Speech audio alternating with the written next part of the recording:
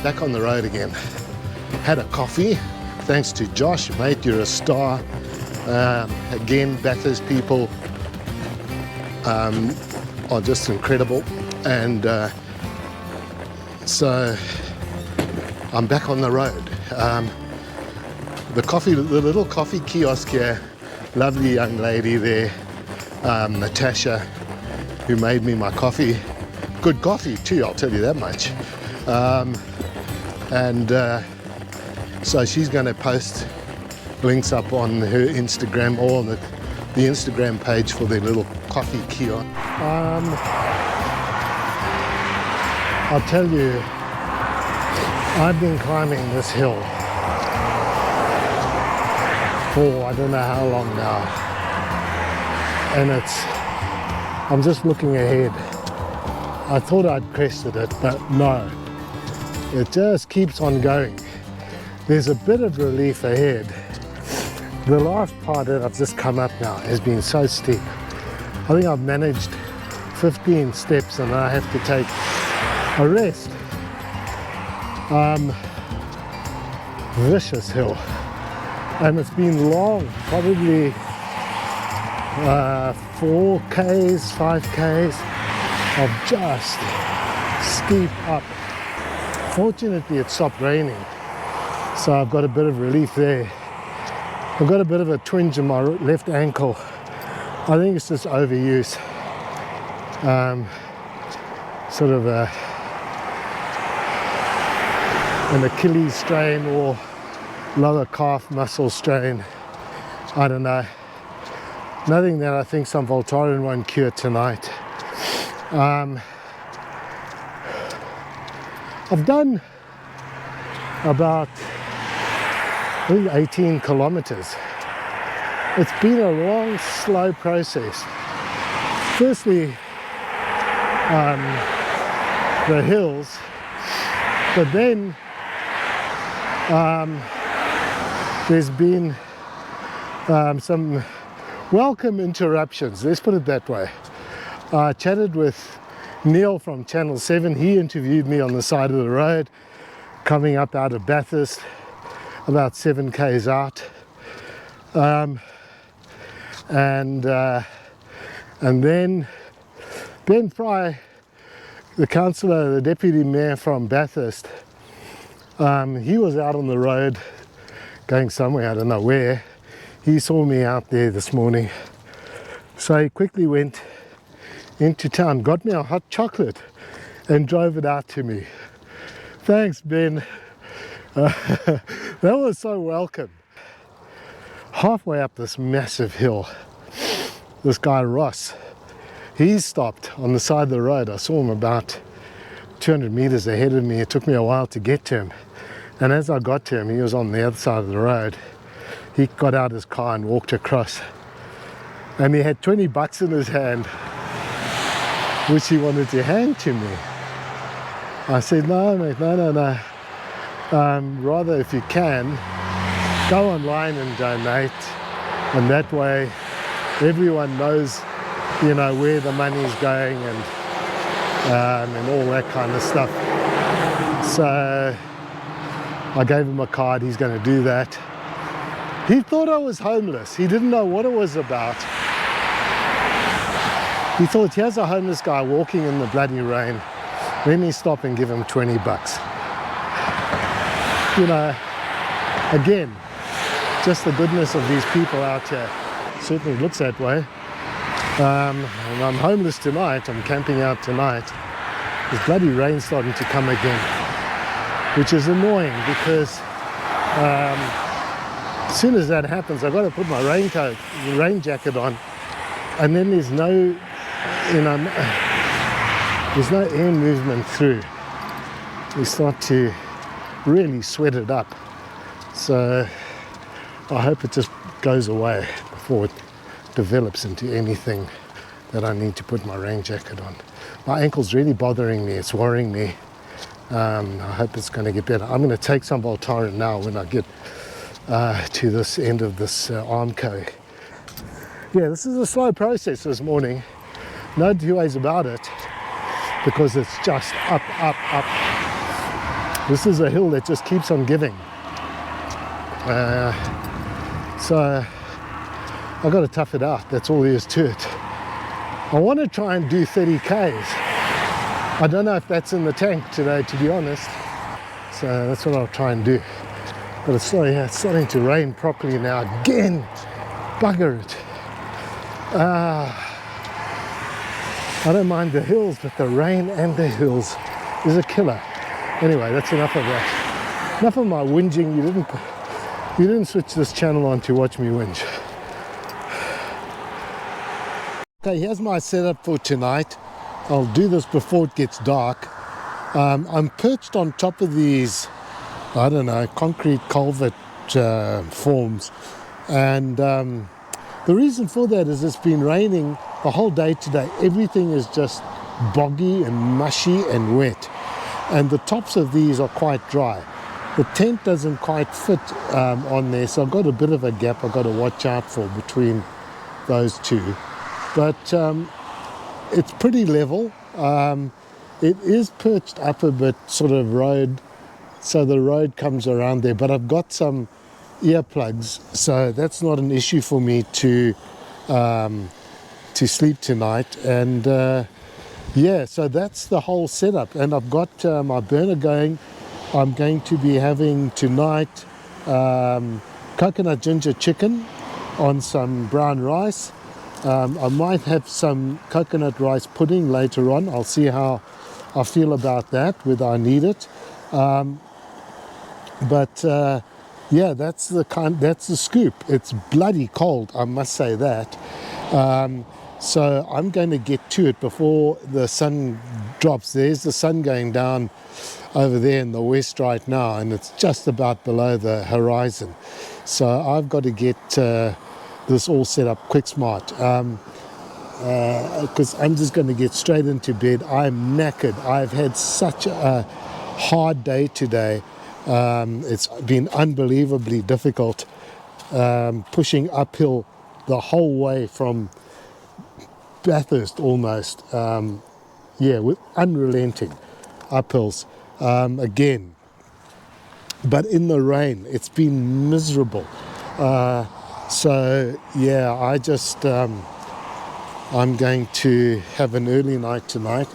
I do have, as you can see, a nice bottle of cheap Shiraz that I'll be enjoying this evening. I've got some in this mug, and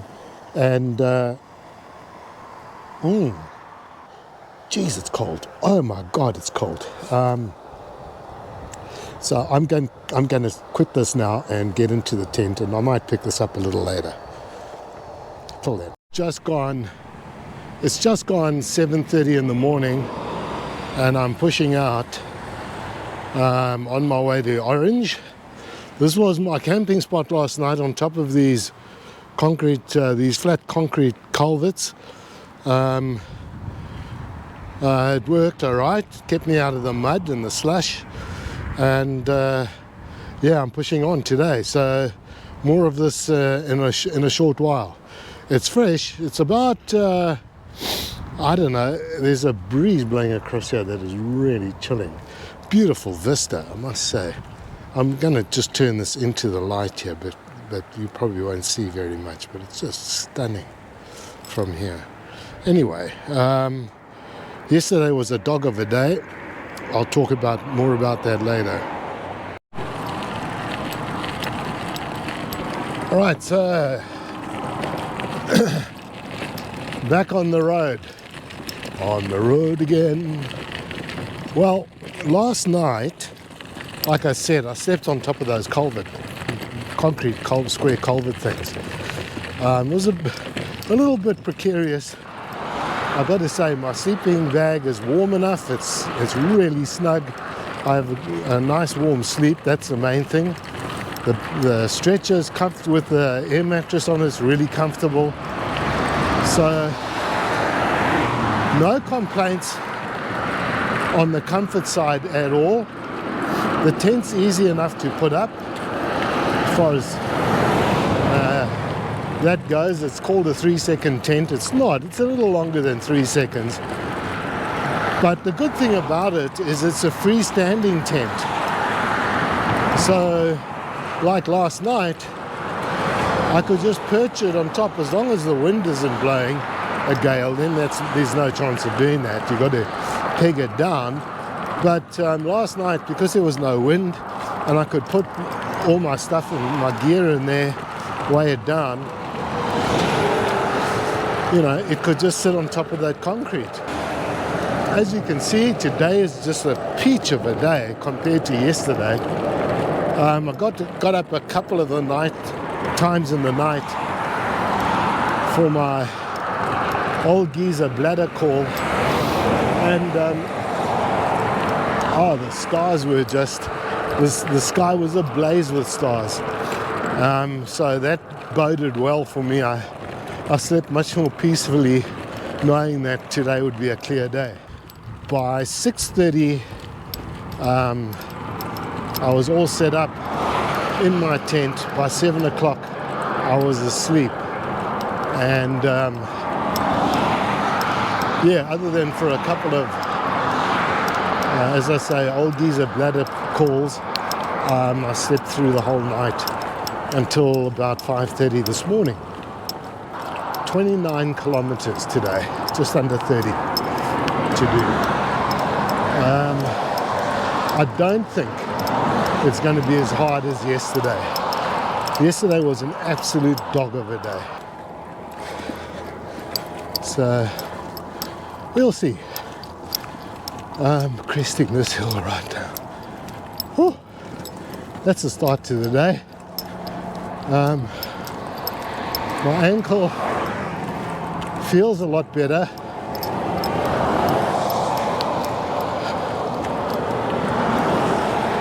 Thanks to Voltaren. So right now I don't feel anything at all in that ankle, which is a big relief.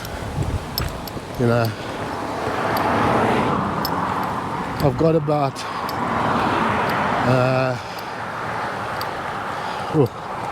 what have I got? About 940 kilometers to go, 920, whatever it is. So my body's got to hold together. I had a message from Gapo this morning. Oh, he's a good sort, that too. I got good mates, really good mates.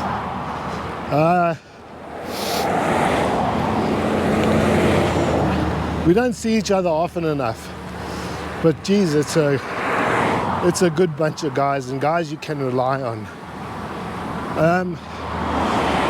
Gapo messaged me saying, oh look, am I up for a bit of company between Orange and Wellington? He'll drive out in his van, park it, and then he's going to cycle while I walk. He's a keen cyclist, very fit guy in his own right, and he's going to cycle, camp out with me for one night, and then we'll spend another night in Wellington, and we'll camp out another night, which is just fantastic. And he volunteered that on the camping nights he'll do the cooking out the back of his van. so that'll be great. We'll see. It's weather dependent. He doesn't want to cycle in the rain. I can't blame him on that. I don't want to push a bloody wheelie bin in the rain. So we'll see. We'll see what happens. That'll be fantastic if he does. He's good company. Well, so I've just had a stop on the side of the road with Koshi from Wind News, Channel 9. And we've had a chat. It's windy, the traffic's coming past. I don't know how much of that comes through. Those mics must be really good. Anyway, so yeah, just ran through a set of questions that I had to to speak to, and mostly about obviously why I'm doing this, and some of the challenges I've had along the way so far. So that was the other challenge that I spoke about. And then the fourth one really is, what I regard as the tyranny of distance, and dealing with the mental side of it, staying motivated,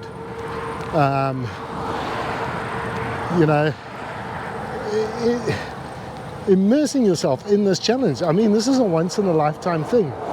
If I'm miserable doing it, well, then I'm just wasting my time. You can't be miserable. Now, there's times when you think, geez, like, I don't need this right now. But there's no point in being miserable about it and hanging on to that. You've got to see this as an opportunity that has come around once and once only. So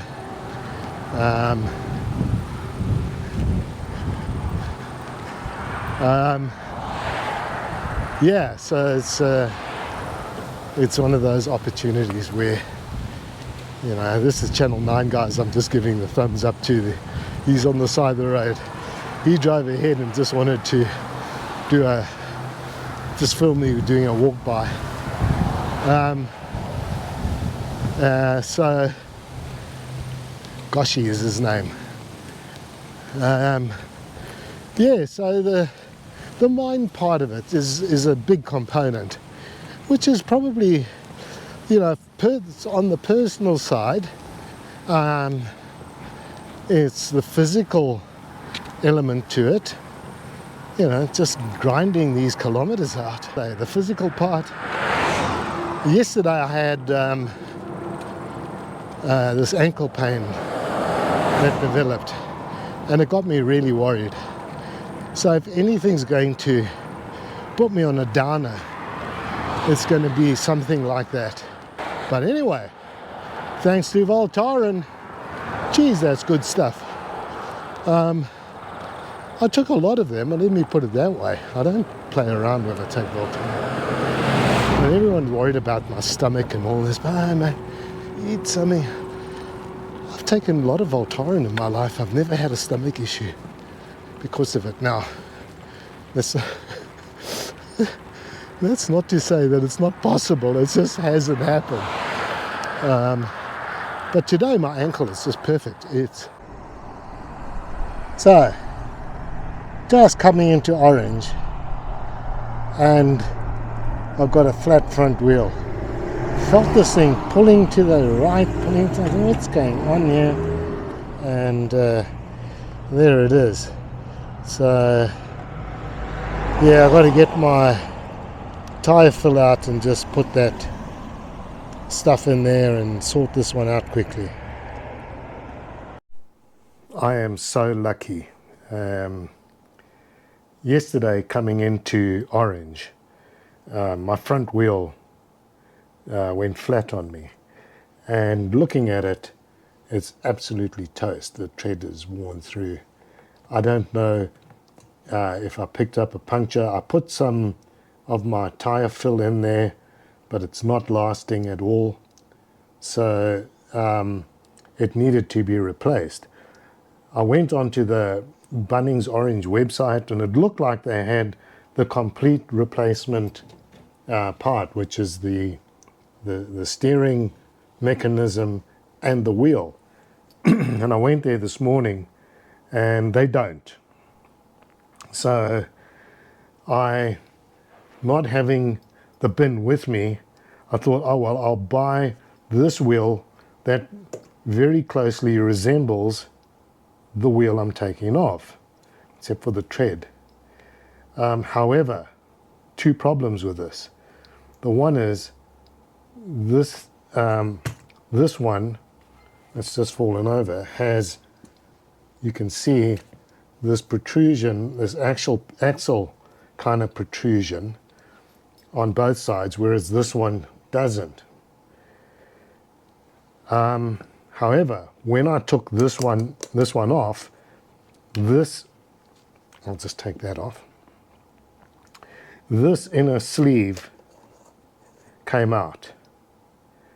So I thought, oh, okay, I just need to place that on this one. It'll give me the gap that I need inside.